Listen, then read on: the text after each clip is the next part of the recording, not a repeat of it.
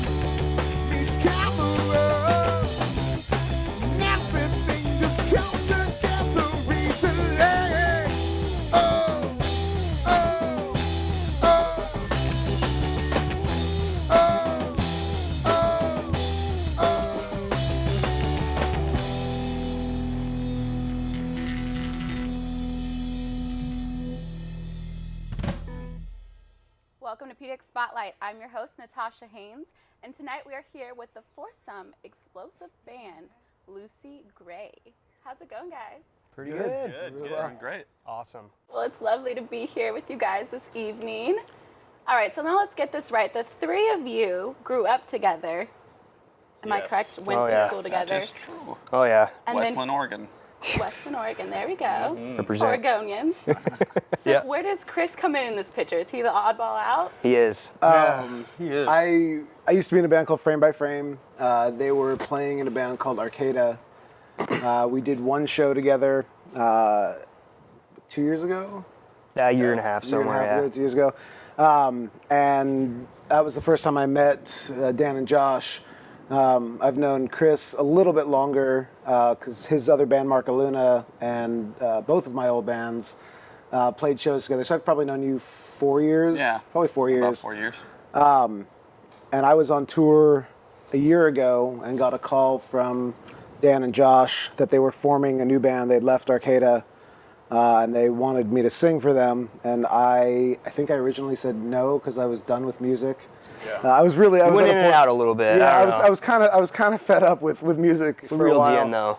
And yeah, I came How'd back you get and him? How'd you get him in? What was the... We promised him a lot of things. We didn't deliver, but millions of dollars of record deal. we said we're about to get signed. We just need you. Really, all it took was I didn't know them very well. I really liked the one show that I had seen, but I hadn't heard them do anything else. We all have a really close mutual friend, another band called Mosby. So Travis Williams, their lead singer, sort of convinced me that I should check them out. And really, it took me going out to a practice of theirs and taking a listen and realizing that if I was just going to be the singer, because I'd never just been a vocalist, I'd always played guitar before, but if I was just going to be a singer, that playing with these guys was going to be amazing because I got to sit back and listen to really great music. And that was sort of the catch for me, that I could be in a room while they were writing and watch them together. And Chris hadn't come on board quite yet. It took probably another month to bring him on board. We're like, we need a sweet bassist. Yep. Who? Fitch, right here. Fitchster. It took some convincing, like a phone call. Yeah. A few texts. No, I don't. Okay, I'll do it. Yeah. Why not? So yeah. So there's definitely a synergy here. Yeah. So let's talk about, you guys just released an EP not did. that long ago, Crimson. And word on the street is you guys actually recorded the song Crimson in the EP in 2 hours. Wrote Yeah, and recorded that's in Josh 2 here. hours. It's all you, Josh. Yeah, it was kind of funny because we got there, we started recording. It was a whole new experience for us. Started recording, and Stephen Hawks. yeah, it was Stephen Hawks at Interlace Studios. And he just said, we got done with all of our songs. He said, you guys need one more. And we're kind of like, well, we don't have another one, so let's see what we can come up with. And we just played around on the guitar a little bit, and Dan was like, yeah, I got this. And we jumped on board, you know, man. We did it, and it sounded great. I mean, it was pretty scary, but yeah, it sounded great. Came Yeah, really it's naturally. The title of our EP now.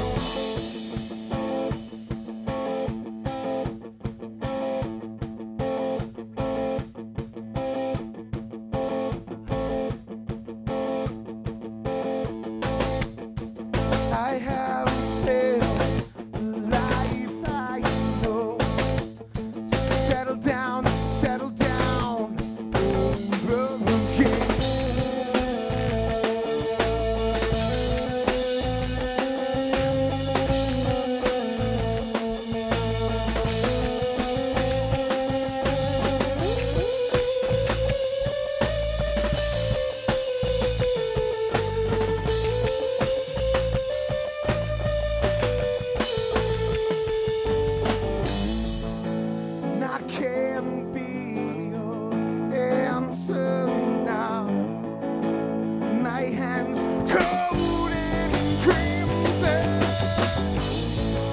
Well, I can't be your answer now. My hands cold in crimson. I can't be your answer now. I will hold you forever.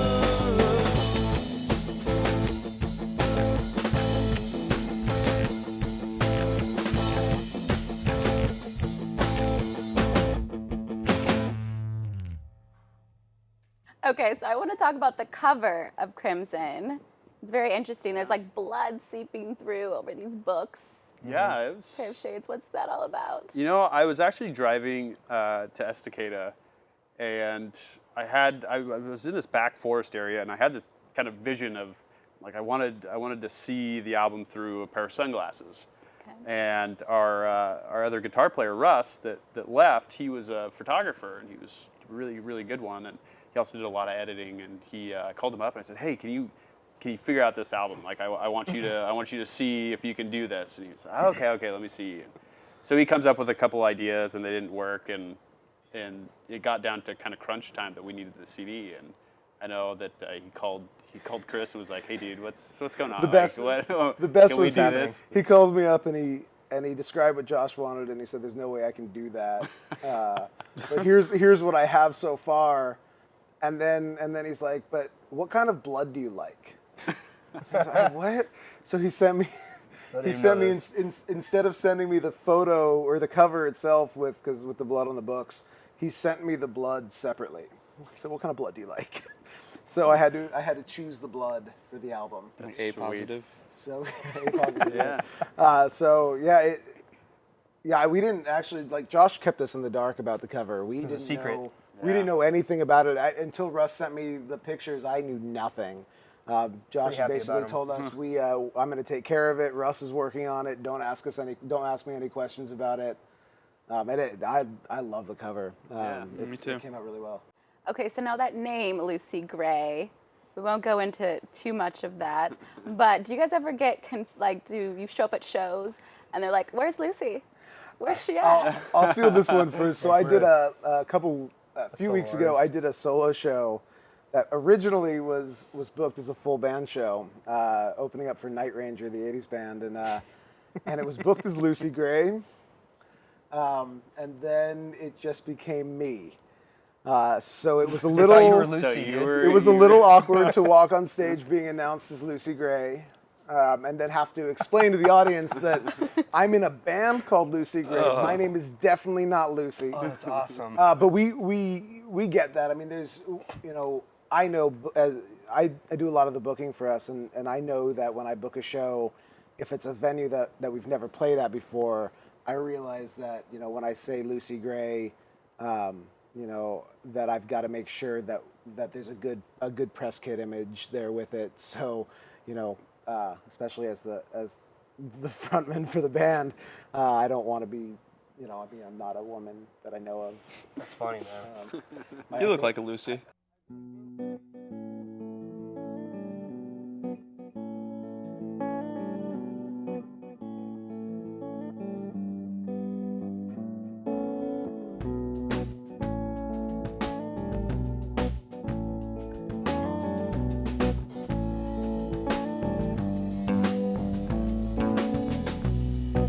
So you remember the books that you read, ones that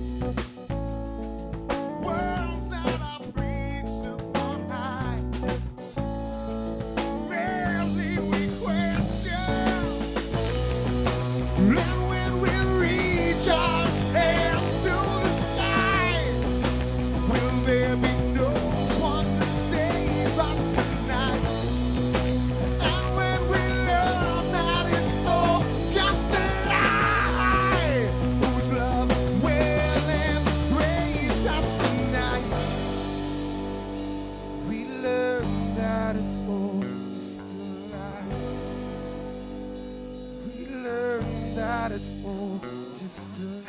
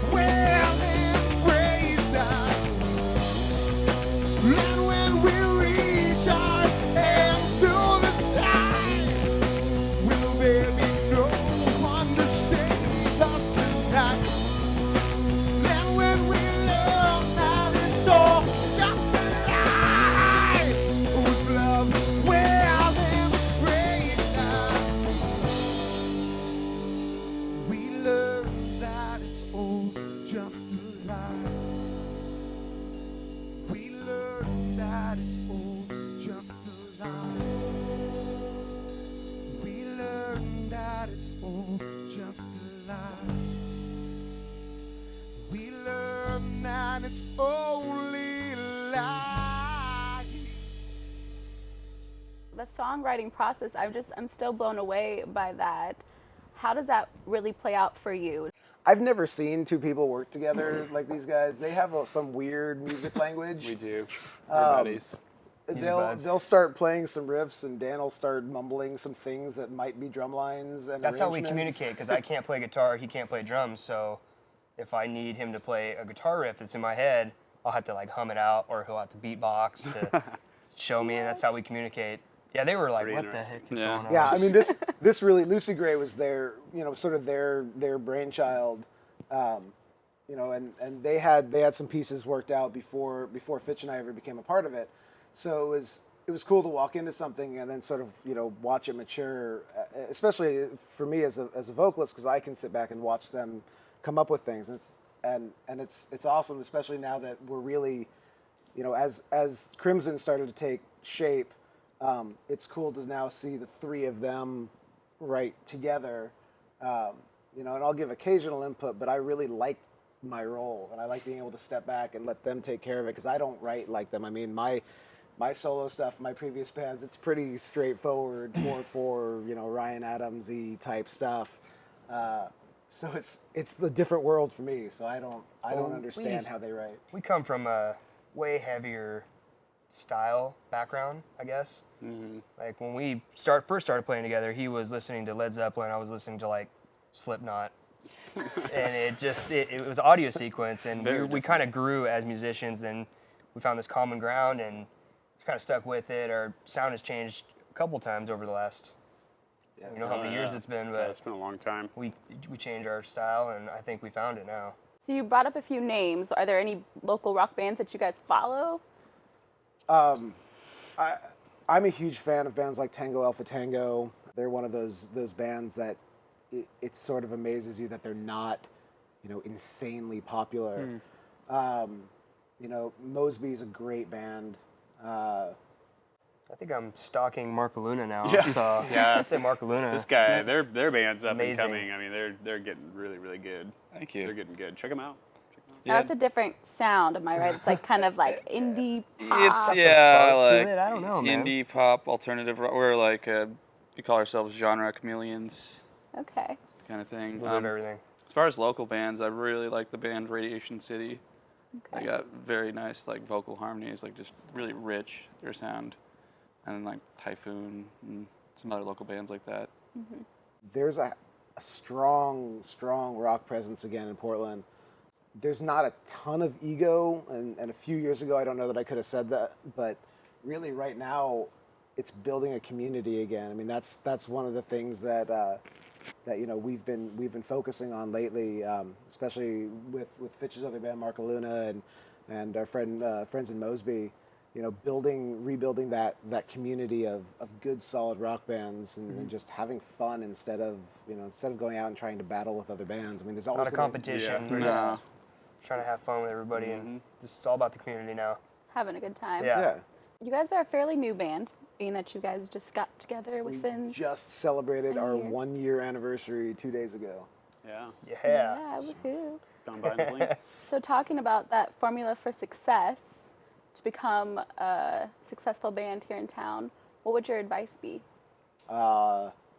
One, don't start playing shows until you are ready to play shows. And we've probably all done that. We've probably all gone out there with a new band and said, hey, we're just going to go play a show. And then, you get there and you get to a good audience, and then they realize that you've really not played much together. Yeah, waste potential. I'd say don't book a CD release without having a CD yet. If it's still being recorded, you probably shouldn't book it. We've had this experience. And just have fun, man. If you're in a band where you're dreading going to practice, like I said, it's just, there's no point. You gotta have fun. It's not supposed to be work. We just want to have fun, and if it creates music that people like, that's awesome. That boosts us to keep doing it. Yeah, and I think it's one of the things that bands miss out on is when you're putting together a show. I love building shows. I mean, it's one of my favorite things, almost more than playing shows. I love the business end of things, and booking shows is there's something to putting together great bands, but you also have to remember that you've got to stay focused on genre, because you need that audience to follow you. If we're going out there and playing a show, we don't fit well with Mark Luna. So like the Mark Luna crowd and the Lucy Gray crowd, they're not necessarily going to mix together very well, because there's so many, there's a huge difference in genre there. Yeah. And while we love those, their songs and they love our songs, the crowd isn't necessarily going to mix, and they're not going to come to a Lucy Gray show, and our fans aren't going to come to a Mark Luna show necessarily. And so you've got to find the right combination of bands, and you also have to find bands that have an honest following. I mean, there aren't a lot of bands out there right now who can consistently bring out a crowd. So booking a show where, like our first Doug Fir show, we played with a band called One for Many.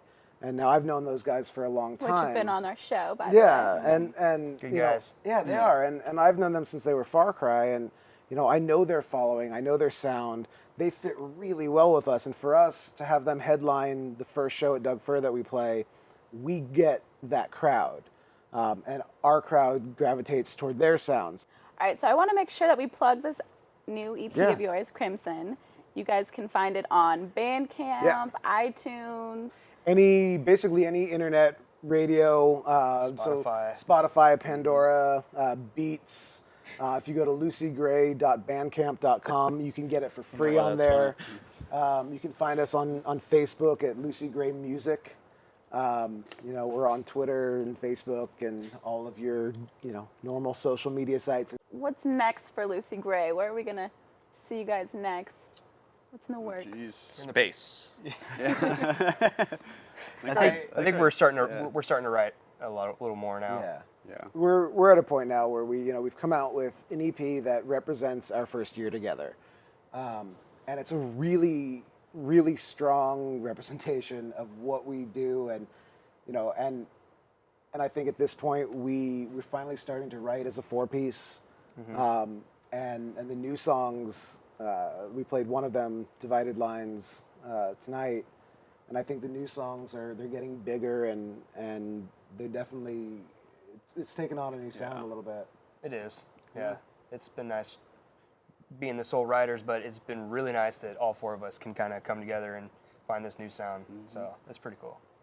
We'll be on the lookout for that new sound, Lucy Gray. Thank you guys so much for being here tonight.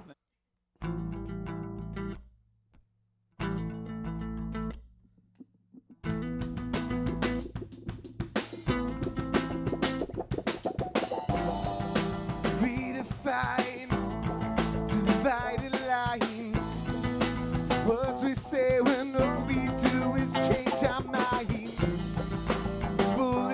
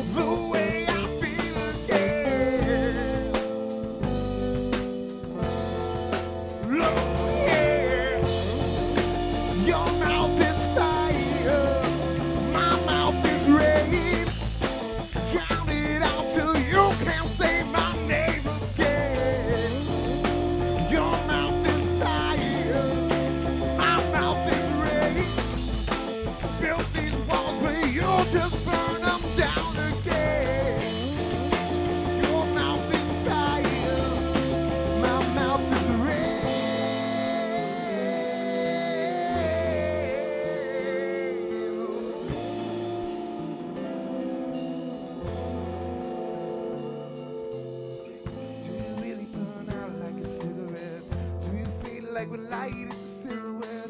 I don't really wanna say your name again. I can't forget your face. Do you really burn out like a cigarette? Do you fade like when light is a silhouette? I don't really wanna say